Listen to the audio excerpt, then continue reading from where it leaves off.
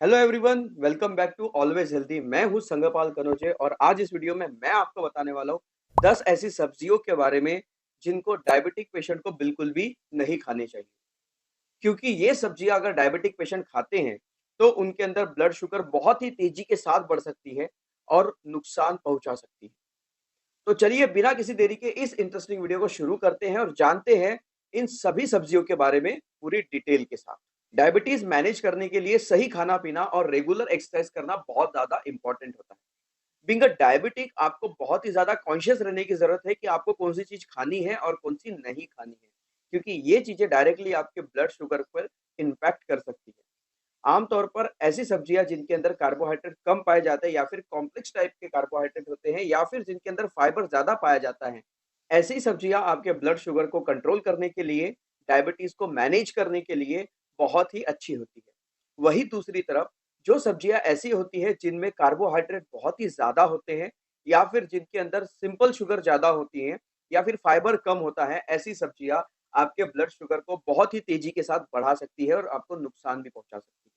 तो सबसे पहली चीज जो कि डायबिटिक पेशेंट होने के नाते आपको बिल्कुल भी नहीं खानी चाहिए, वो है मक्का यानी कि कॉर्न। दोस्तों, मक्का एक ऐसी चीज है जिसके अंदर कार्बोहाइड्रेट बहुत ही ज्यादा होते हैं और कंपेरेटिवली फाइबर कम पाया जाता है। और अगर हम बात करें स्वीट कॉर्न की, जो कि आजकल बहुत ही कॉमनली लोग मजे ले लेकर खाते हैं, इसके अंदर शुगर बहुत ज्यादा मात्रा में होती है। आधा कटोरी मक्के के अंदर करीब 21 ग्राम कार्बोहाइड्रेट होते हैं और सिर्फ 2 ग्राम फाइबर होता है। और यही वजह है कि अगर आप कॉर्न को ज्यादा खा लेते हैं तो उसकी वजह से आपकी ब्लड शुगर अचानक से बढ़ सकती है। तो बीइंग अ डायबिटिक पेशेंट, इससे आपको बचना चाहिए। दूसरी सब्जी है मटर। दोस्तों, मटर के अंदर भी कार्बोहाइड्रेट कंटेंट बहुत ज्यादा होता है और ये भी आपकी ब्लड शुगर को काफी ज्यादा तेजी के साथ बढ़ा सकता है। तो अगर आपको डायबिटीज है तो आपको मटर खाने से बचना चाहिए या फिर इसे लिमिटेड क्वांटिटी में खाना चाहिए। इसके अलावा आलू एक ऐसी सब्जी है जो कि डायबिटिक पेशेंट को बहुत ही सोच समझ कर खाना चाहिए, क्योंकि आलू के अंदर कार्बोहाइड्रेट बहुत ज्यादा मात्रा में होते हैं। आमतौर पर स्टार्च कंटेंट जो होता है वो आलू के अंदर बहुत ज्यादा हाई होता है, तो इसको खाने से आपकी ब्लड शुगर अचानक से बढ़ सकती है। एक मीडियम साइज आलू के अंदर 30 ग्राम कार्बोहाइड्रेट होते हैं और सिर्फ 4 ग्राम के आसपास फाइबर पाए जाते हैं। खास तौर पर अगर आप आलू को फ्राई कर ले, जैसे कि आजकल फ्रेंच फ्राइज या फिर पकौड़ियाँ हम लोग खा लेते हैं बनाकर, तो उस केस में उसका जो स्टार्च कंटेंट है, ये और भी ज़्यादा बढ़ जाता है और भी ज़्यादा नुकसानदेह हो जाता है। तो तला हुआ आलू तो बिल्कुल भी किसी भी फॉर्म में आपको नहीं खाना चाहिए अगर आप डायबिटिक पेशेंट हैं। अगर आप आलू खाना ही चाहते हैं, आपको पसंद है, आप इसकी सब्जी बनाना चाहते हैं, तो इसके लिए बेहतर है आप पहले आलू को उबाल लें और इसके बाद इसकी सब्जी बनाएँ। इससे क्या होगा कि इसका जो स्टार्च कंटेंट है, वो स्टार्च कंटेंट कम हो जाएगा और आपके ब्लड शुगर को अचानक से नहीं बढ़ाएगा। चौथे नंबर पर आता है शकरकंद यानी कि स्वीट पोटैटो। दोस्तों, स्वीट पोटैटो के नाम में ही स्वीट है, तो आप समझ सकते हैं कि इसके अंदर शुगर और कार्बोहाइड्रेट कितने ज़्यादा होते होंगे। वैसे बहुत से लोग ये भी कहते हैं कि आप स्वीट पोटैटो यानी कि शकरकंद को खा सकते हो क्योंकि इसका ग्लाइसेमिक इंडेक्स कम होता है। लेकिन मेरा कहना ये है कि सिर्फ ग्लाइसेमिक इंडेक्स को देखकर आप कुछ चीज़ नहीं खा सकते, क्योंकि शकरकंद का ग्लाइसेमिक लोड 11.3 होता है, जो कि मॉडरेट कैटेगरी में आता है। तो अगर आप शकरकंद को खाएँगे तो हो सकता है आपकी एकदम से ब्लड शुगर ना बढ़े, लेकिन आप इसे थोड़ा-सा भी ज़्यादा खाने से आपके बॉडी के अंदर जो शुगर का लोड है, वो काफ़ी ज़्यादा बढ़ सकता है। आपकी शुगर हाइक कर सकती है और ये आपको नुकसान पहुँचा सकती है। 5वें नंबर पर आता है वेजिटेबल जूस। दोस्तों, अक्सर लोग सोचते हैं कि वेजिटेबल जूस पीने से आपकी ब्लड शुगर नहीं बढ़ती है, सिर्फ फ्रूट जूस पीने से ही बढ़ती है, जो कि एक गलत थिंकिंग है।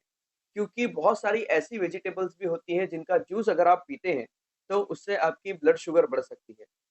क्योंकि जब आप वेजिटेबल का जूस निकालते हैं तो उससे उसके अंदर जो रफेज होता है, फाइबर होता है, वो अलग हो जाता है और जो वाटर कंटेंट जो शुगर कंटेंट जो होता है वो अलग हो जाता है। यानी कि एक तरह से कंसंट्रेटेड फॉर्म में आपको ये जूस मिल जाता है, जो कि शायद आपको पीने में तो मीठा ना लगे, लेकिन आपकी ब्लड शुगर को बढ़ा सकता है। वही इसके अपोज़िट कुछ ऐसी वेजिटेबल भी होती है जो आपके ब्लड शुगर को घटाने का काम करती है और इसका जूस अगर आप पीते हैं, तो वो आपको फ़ायदा भी करता है। फॉर एग्ज़ाम्पल करेले का जूस ब्लड शुगर के लिए काफ़ी अच्छा होता है और इसके अलावा आंवले का जूस भी आप इस्तेमाल कर सकते हैं, जो कि ये ब्लड शुगर को घटाने के लिए डायबिटिक पेशेंट के लिए काफ़ी फ़ायदेमंद होता है। छठे नंबर पर आती है गाजर यानी कि कैरट्स। दोस्तों, गाजर भी आपकी ब्लड शुगर को बहुत तेज़ी के साथ बढ़ा सकती है और आपके लिए नुकसान पैदा कर सकती है।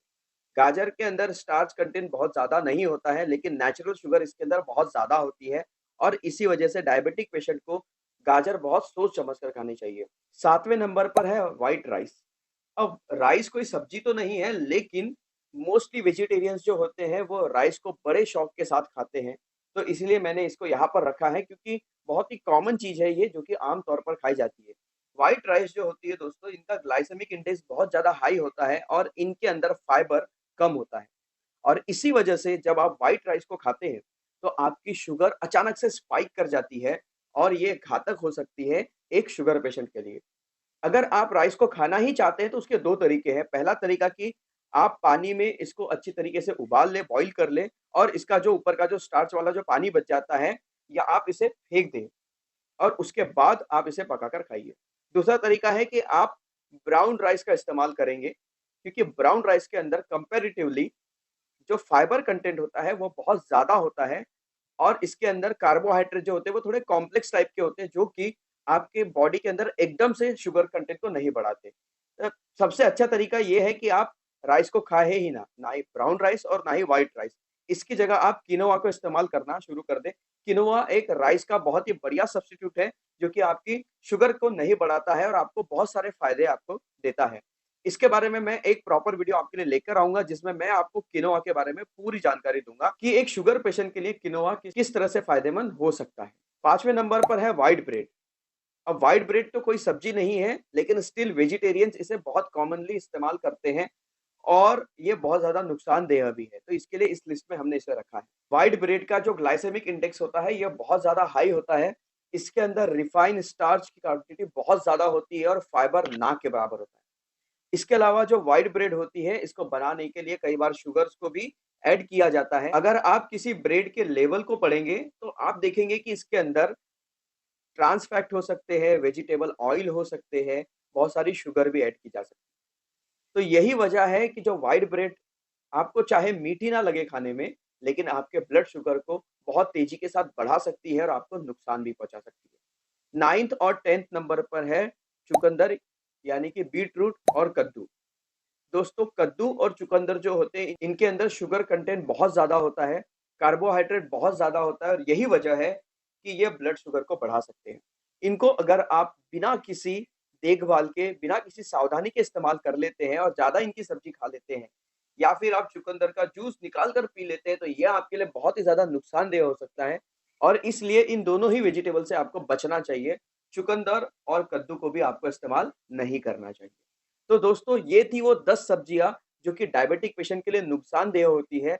लेकिन वीडियो के लास्ट में मैं आपको बताना चाहूँगा कि इन सब्जियों को आप बैलेंस डाइट में लिमिटेड क्वांटिटी में खा सकते हैं।